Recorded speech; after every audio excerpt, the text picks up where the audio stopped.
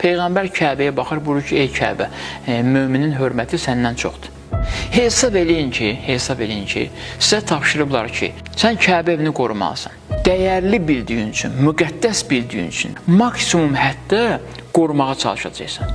Bəzən insanın özünü yersiz təvazökarlıqla aşağı salması özünü qorumasına mane olur. Məndən düzələn olmaz filan. Bu məntiqlə yaşayan inanclı insan heç vaxt özünü qoruya bilməyəcək. Və özünü özünün hesab eləyirsə qoruya bilməyəcək.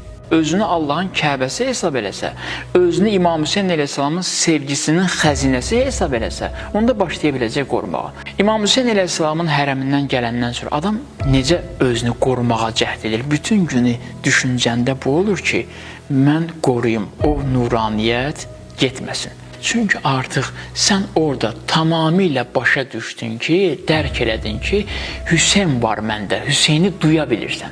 Hüseyni duya biləndən sonra maksimum qoruyursan ki, bu Hüseyn duyumluluğu, bu Hüseyni olan sevgi itməsin, əlimdən çıxmasın.